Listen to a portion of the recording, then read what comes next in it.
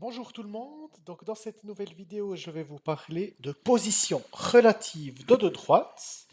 Donc ça veut dire quoi? Ça veut dire comment sont deux droites l'une par rapport à l'autre.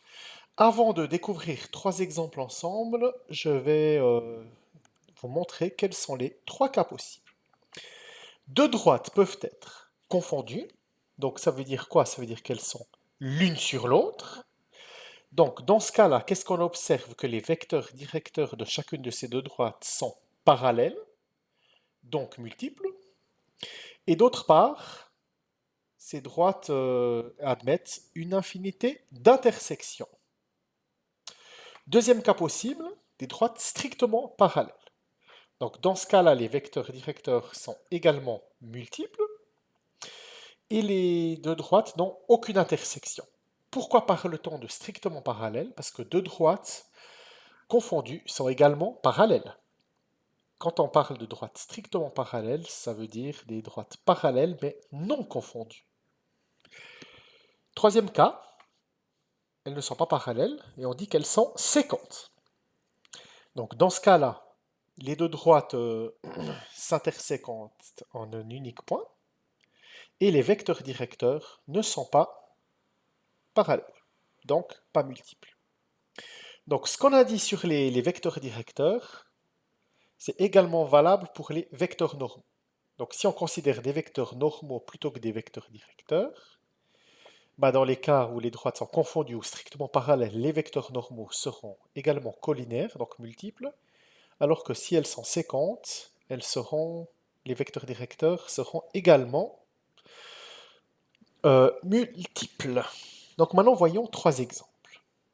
Premier exemple, considérons les deux droites que voici. Donc, on a le cas avec deux droites données par leurs équations implicites. La première droite admet 2 moins 3 comme vecteur normal, tandis que la deuxième, c'est moins 4, 6. On observe déjà que ces deux vecteurs normaux sont multiples, donc on sait que les droites seront soit strictement parallèles, soit confondues. Donc, qu'est-ce qu'on avait vu avant? Que le critère qui départage les trois cas, c'est le nombre de points d'intersection. Donc, ce qu'on va faire, c'est chercher l'intersection de ces deux droites. Donc, qu'est-ce que c'est qu'un point d'intersection? C'est un point pour lequel on a, premièrement, c'est la première équation qui est vérifiée, et deuxièmement, la deuxième équation. Donc on a deux équations à deux inconnus. On peut résoudre par combinaison linéaire, donc multiplier la première par 2. On les additionne et on trouve que 18 égale 0. Donc ça veut dire que nos deux équations à deux inconnus n'admettent pas de solution.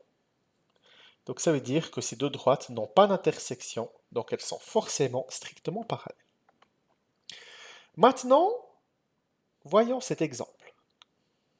Une implicite et des paramétriques. Donc, qu'est-ce que c'est qu'un point d'intersection? C'est un point xy qui vérifie la première équation.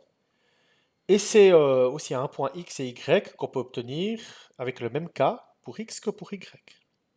Donc, on a trois équations à trois inconnus. Et les inconnus sont x, y et k. Donc, ne paniquez pas. Vous voyez que le x qui est là, il peut s'obtenir en calculant moins 9 plus 6k, tandis que l'y, c'est moins 7 plus 5k. Donc on peut substituer les équations 2 et 3 dans la première. On peut, on peut développer.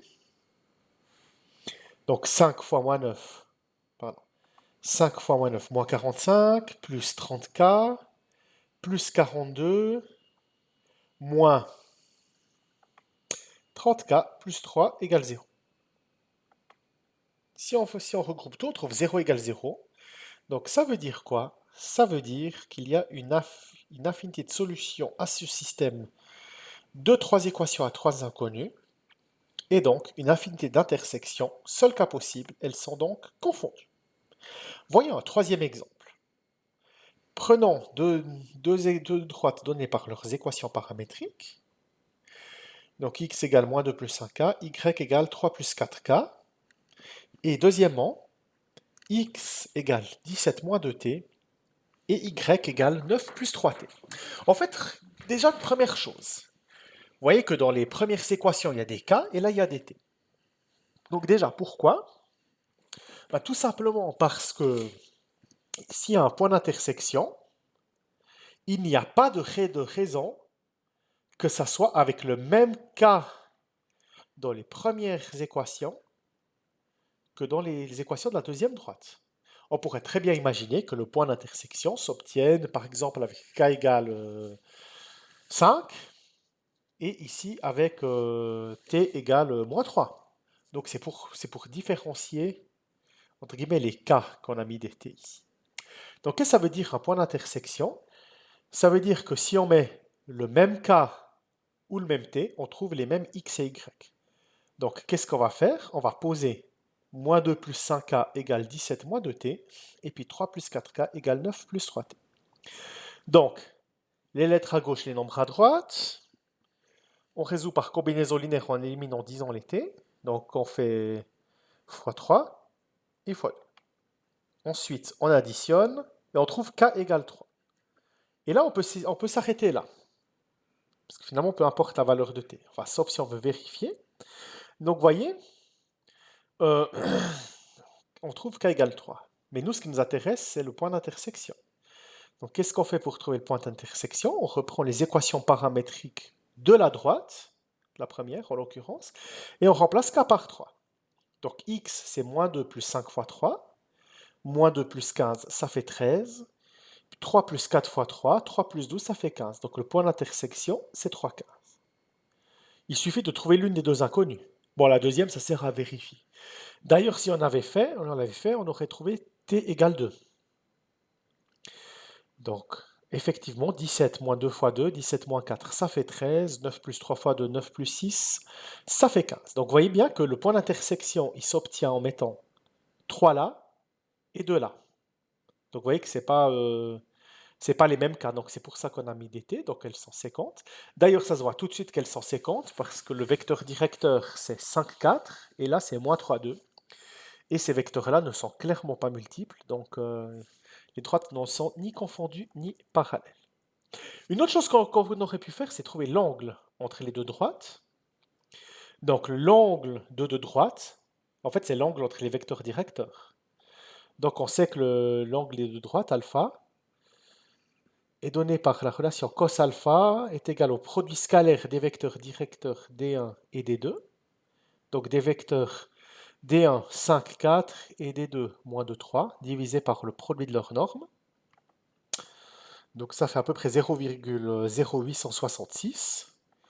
Et ça fait, en faisant le cos moins 1, à peu près 85,03 degrés.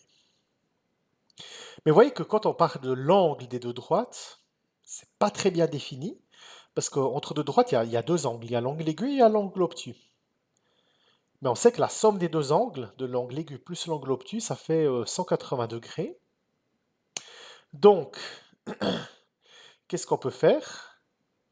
Si on cherche l'autre angle, l'angle obtus, 180 moins alpha, moins celui qu'on a trouvé.